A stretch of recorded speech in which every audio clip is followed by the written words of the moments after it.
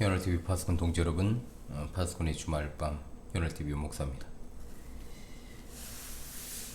예, 우리 파수꾼 동지 여러분, 이번 한 주는 어떻게 보내셨습니까? 저는 정말로 이번 주도 바쁘게 보냈습니다.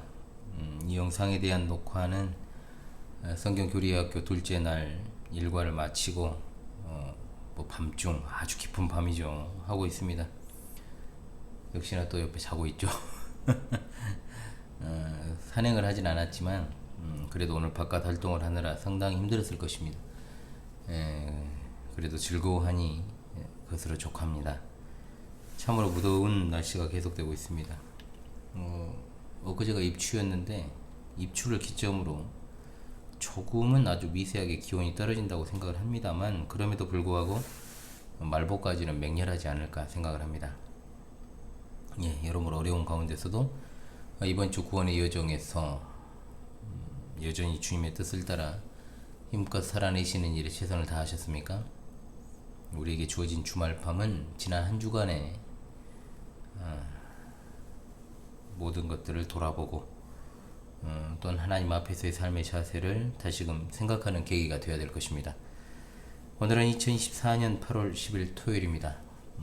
녹화하는 시점은 그건 아니지만 그래도 최대한 현장감을 살리기 위해서 말씀을 드리는 것이니까 이해해 주시고요. 8월 두 번째 주일을 이제 앞두고 있습니다. 기도하면서 파수꾼의 주말밤 시작하도록 하겠습니다.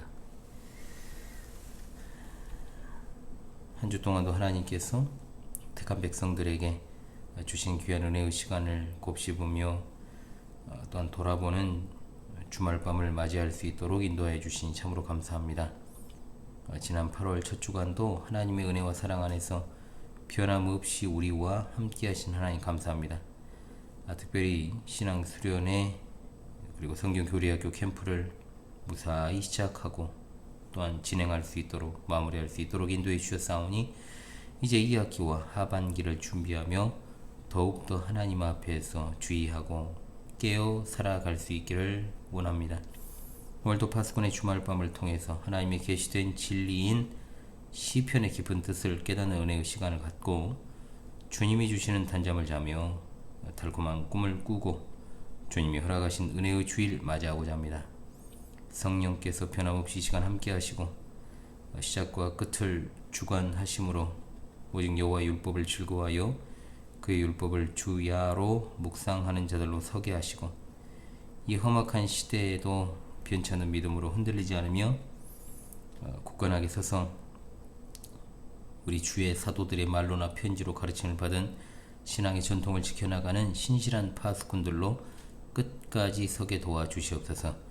전한 자와 듣는 자 모두 주 안에서 하나가 되게 하시고 이 연약한 자가 하나님의 말씀을 조금 풀어 해석하고 해설할 때 듣는 이들의 마음 가운데 성령께서 주시는 위로와 평강과 확신이 충만하기를 간절히 원합니다.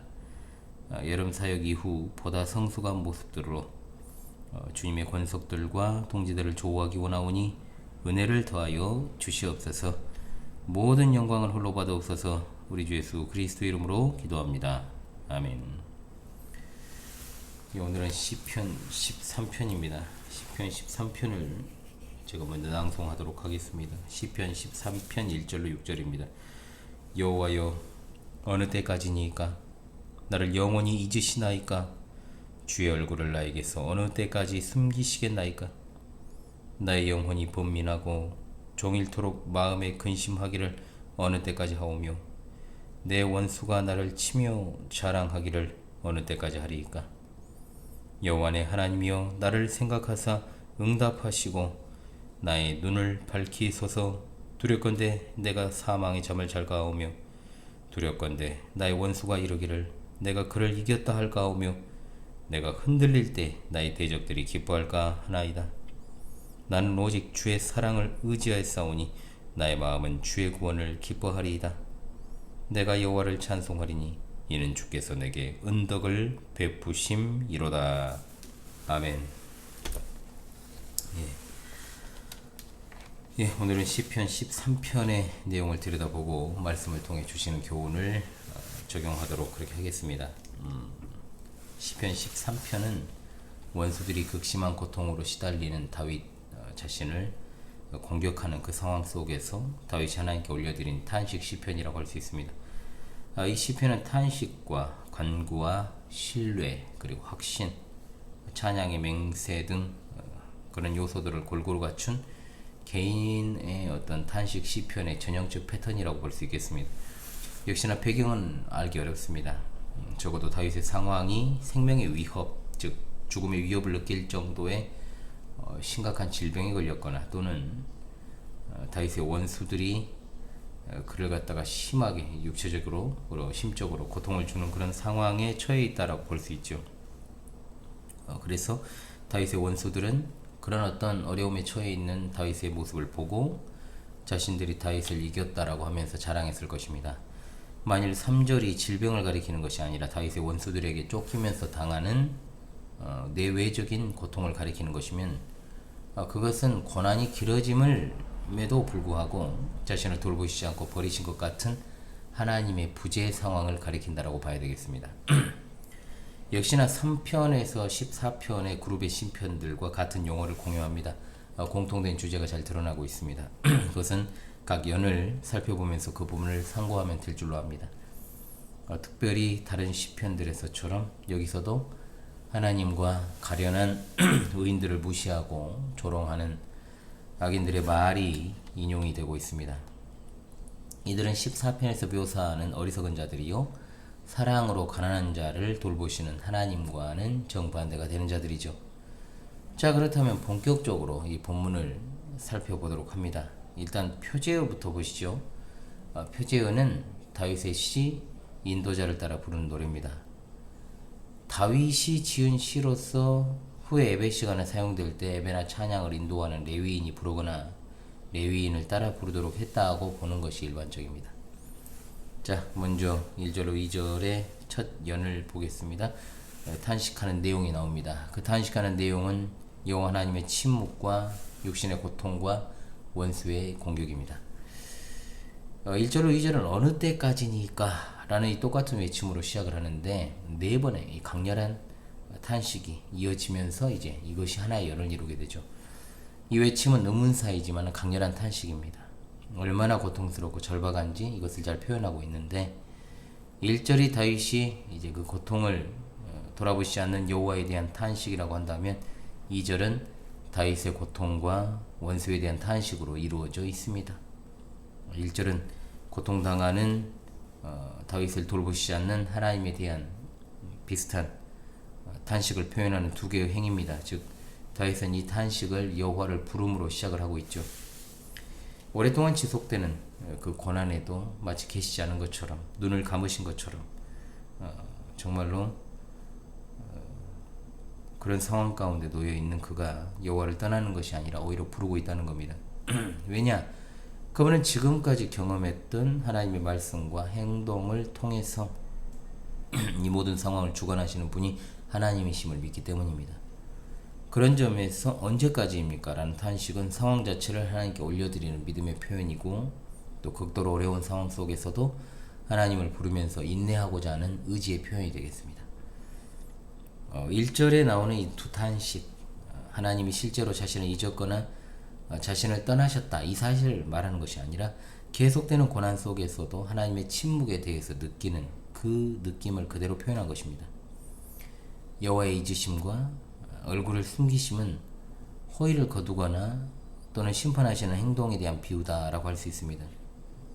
하나님께서 실제로 그분의 얼굴을 숨기시는 대상은 주로 하나님을 부인하거나 하나님께 불순종하는 자들이죠. 그런데 이 경우는 반대로 하나님을 경외했고 또 순종했던 그가 마치 하나님의 심판을 당하는 것처럼 고통을 당하고 있다는 그런 상황입니다. 이처럼 어떤 주어진 현실과 믿음이 괴리되는 어떤 상황 속에서 언제까지 얼굴을 숨기실 것인지 여호와 앞에 묻는 것은 사실상 언약을 따라서 의인을 고통으로부터 건져주시기를 촉구하는 그런 탄식이라고 볼 수 있겠습니다. 얼굴을 들어 은혜를 베풀어 주시기를 촉구하는 것이지요. 그러면서 잊으십니까? 라는 탄식과 고난 중에 있는 의인을 돌봐달라는 요청이 되겠습니다. 자, 2절입니다. 2절의 1, 2행은 다윗의 직접적인 고통을 아뢰는 탄식입니다. 영혼의 번민과 마음의 근심이라고 되어 있죠.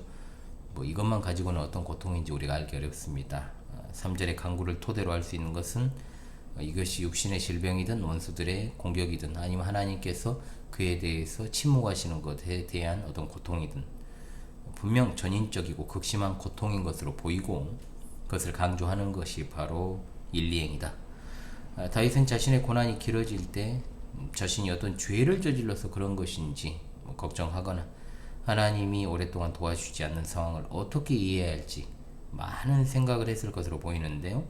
이런 생각들은 이제 번민으로 표현될 수 있을 것입니다. 자, 2절에 이제 삼행입니다. 원수들이 다윗의 고난을 보고 기뻐하면서 자신들이 이겼다고 우쭐대는 모습을 탄식하고 있죠. 악한 원수들이 자신의 대적인 다윗의 고통을 기뻐하는 건 당연합니다. 그리고 자신들은 그것을 통해서 승리했다라고 하는 교만한 모습을 보여줍니다. 늘 그런 것처럼 다윗의 대적들은 그의 고통을 다윗의 죄에 대한 심판으로 해석을 했으므로 그의 고난이 깊어질수록 원수들은 의기양양했을 것입니다. 자, 그 다음 두 번째로 갑니다. 이제 강구하는 내용이 뭐냐 이거죠. 강구하는 내용은 바로 여호와의 응답과 육신의 회복과 원수의 패배입니다. 자, 3, 4절 이것을 봤을 때 1, 2절에 나오는 이제 탄식의 순서, 즉 하나님과 나, 원수 이 순위 아닙니까? 자, 3, 4절은 그 순서대로 또 강구를 하고 있습니다. 3절 1행이 하나님의 응답을 강구한다면 3절 이 상행은 다윗이 회복되도록 4절은 원수들의 뜻이 이루어지지 못하도록 간구하는 겁니다. 3절 1행은 1절의 탄식을 강구로 전환합니다. 다윗은 자신을 잊으시고 외면하시는 것 같은 여호와를 나의 하나님 여호와다 라고 부르고 있습니다.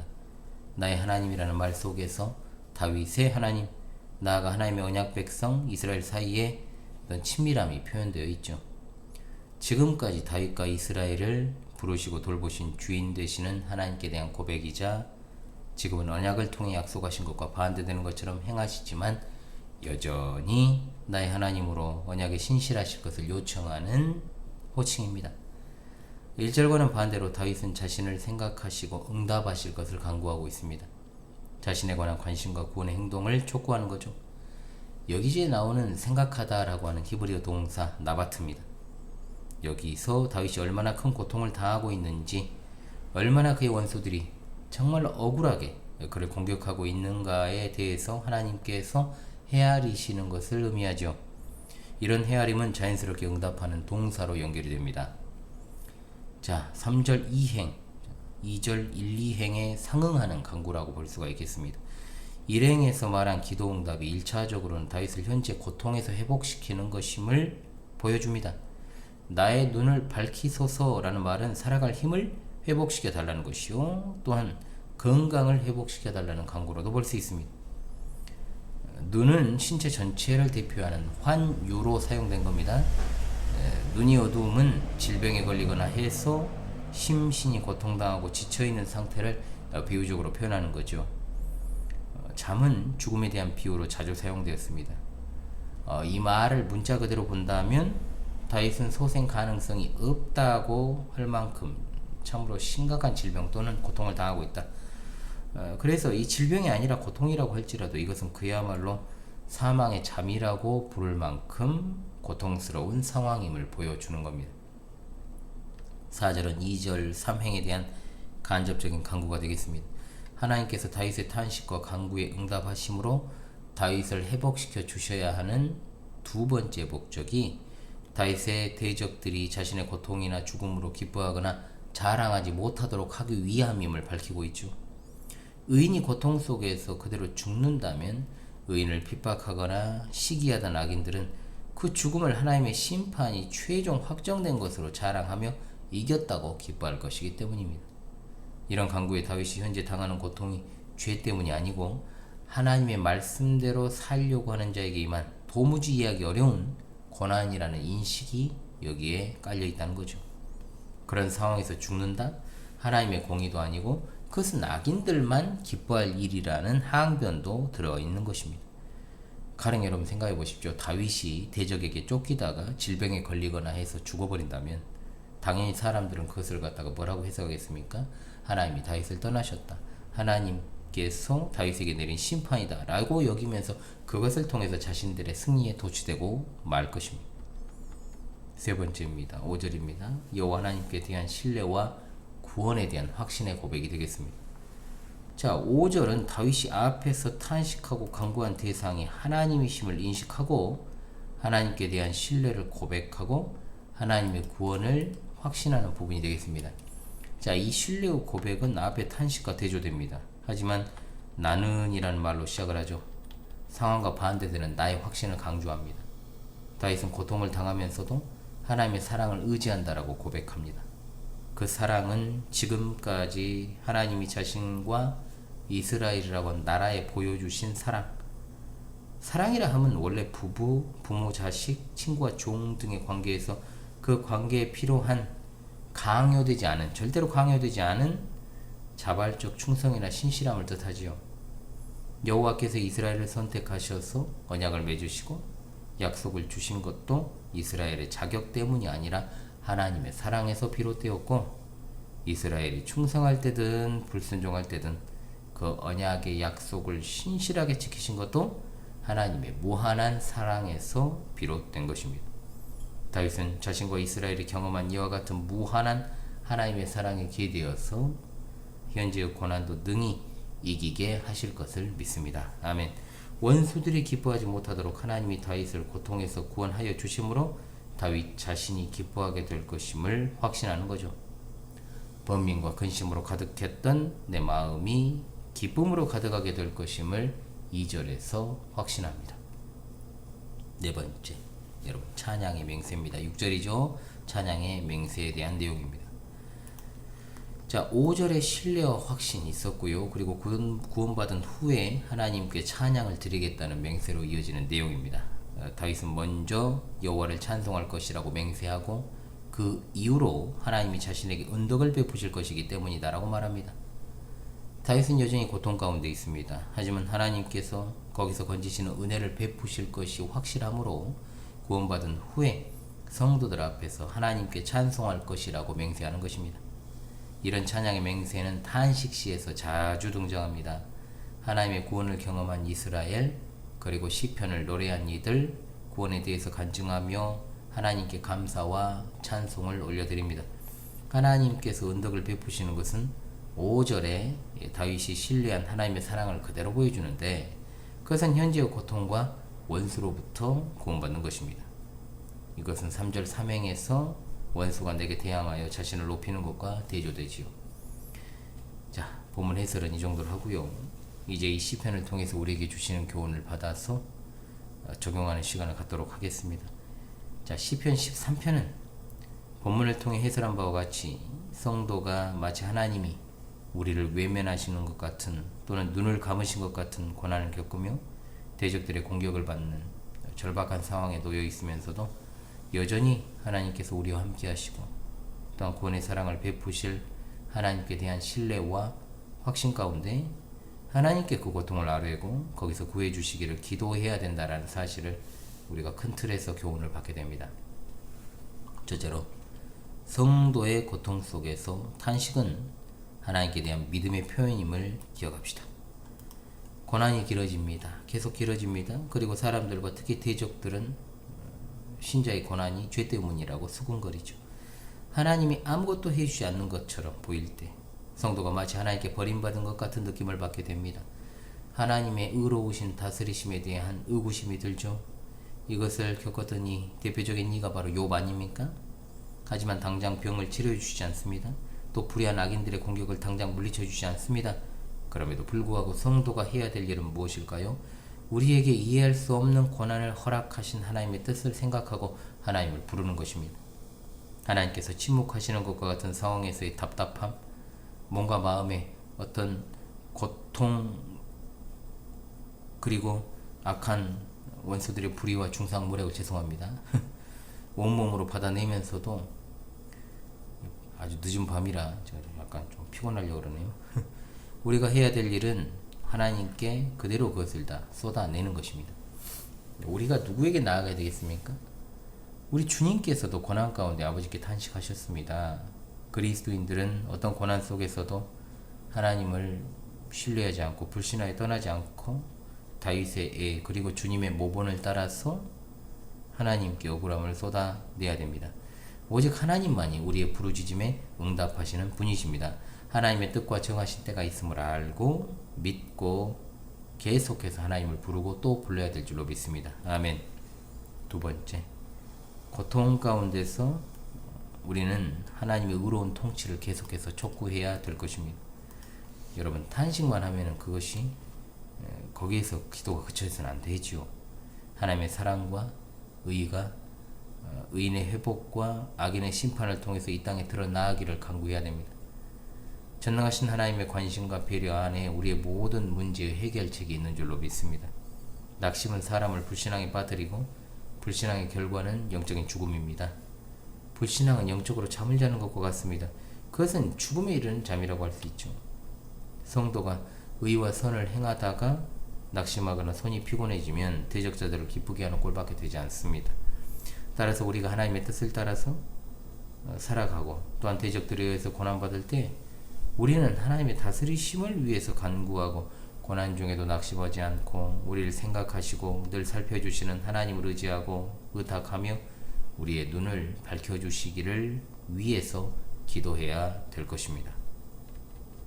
셋째로, 우리는 하나님의 사랑에 대해서 또한 신뢰해야 될 줄로 믿습니다. 다윗은 고난의 현실 속에서도 하나님의 인자하심을 의지했습니다. 성도가 하나님 의지하는 것, 그의 인자하심과 긍휼하심을 의지하는 것입니다. 따라서 우리의 기도는 간구를 넘어서 신뢰와 찬양으로 이어지는 거죠. 우리가 의지할 것은 말씀과 삶 가운데 경험한 하나님의 무한한 사랑이요 의인의 삶을 헛되지 않게 하실 하나님의 전능하심과 신실하심입니다. 십자가상에서 아버지 하나님의 뜻에 모든 것을 맡기신 우리 주님처럼 우리 자신을 하나님께 의탁하고 우리도 고난 속에서 사랑과 구원의 주님을 믿고 찬양할 수 있어야 됩니다. 네, 우리 파송 동지 여러분, 한 주간도 얼마나 노고가 많으셨습니까?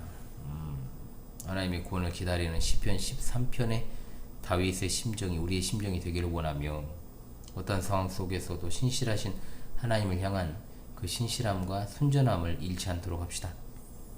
지난 수련회를 하나님의 은혜 가운데 잘 마쳤고 그리고 캠프도 잘 마친 줄을 믿습니다. 세상이 참으로 혼탁하고 무엇 하나 정상적으로 돌아가는 일이 하나도 없는 가운데 하나님의 구원을 기다리는 오늘 시편 13편의 말씀은 참으로 우리에게 소중한 것 같습니다.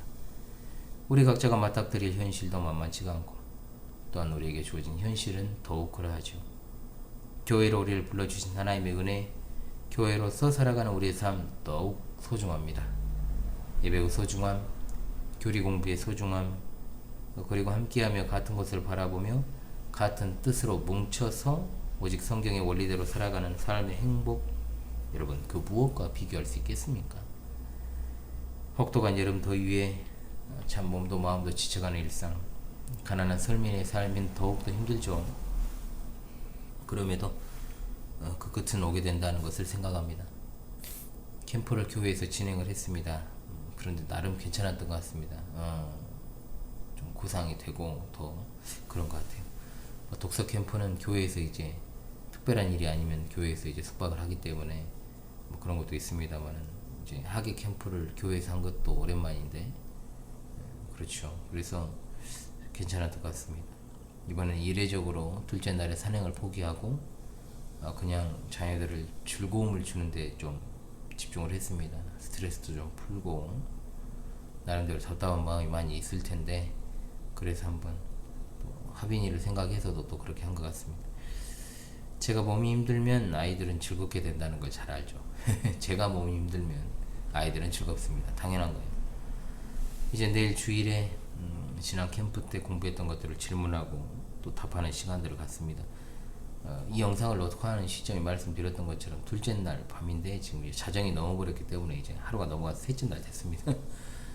이 영상이 올라가는 시점에는 모든 것이 잘 마무리되어 있을 것입니다. 하나님의 은혜 가운데 그러면 주일 아침에 뵙도록 하죠. 한 주간도 참 수고하셨고요. 제네바 시편과 13편 우리 함께 부르겠습니다. 제네바 시편과 13편 17장입니다. 제네바 시편과 17장 되겠습니다. 여호와 언제까지나 영원히 날 잊으시며 주 얼굴 숨기시옵니까? 내 영혼 종일 근심 번민 언제까지 하오리까? 내 원수 나를 치면서 자랑을 언제까지 해?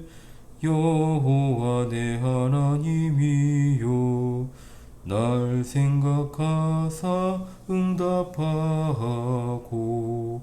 내 눈을 밝게 하소서. 오 주여 두려우건대 사망에 잠잘까 하며 원수가 그를 이겼다에 오 주여 내가 흔들릴 때 대적 기뻐할까 하네. 나 오직 주의 사랑을 나 의지하여 싸우니 주님의 구원 기뻐하리. 여호와 주를 찬송하리. 주 은덕 베푸심이라. 아멘. 오밤중인데 찬송을 크게 부르기도 뭐하고 그것도 또 안 부르기도 뭐하고 조용히 불렀습니다. 아무 생각 없이 자고 있겠죠. 잘 자면 그것으로 족합니다. 여러분 한 주간도 참 저는 다사다난했습니다. 여름 사회 기간이 그렇습니다. 준비 기간부터 진행 이르기까지. 특히나 몸이 고된 거는 사실 캠프예요. 몸이 고된 거, 정신적으로나 몸이 고된 거, 또 수련회인데 다 고되네요. 다 고된 건 사실이에요. 고되지만은 그래도 내게 주어진 일을 한다라고 하는 것, 내가 살아있다라는 것을, 내가 하나님께 쓰임을 받고 있는 도구라는 것을 확인하는 이 순간들이야말로 제게 가장 행복한 순간이 또한 됩니다. 한 주간도 희원회와 함께하는 구원의 여정에 동참해 주셔서 감사합니다. 여름 사역이 이렇게 맞춰지네요. 여러분 또 파밤 때 또 여러 방송을 통해서 또 근황 또 알리고 또 말씀을 드리도록 하겠습니다. 게시판에서 또 뵙기도 하고요. 그럼 주일 아침에 만나 뵙도록 하겠습니다. 여러분 평안함 되시기 바랍니다. 감사합니다.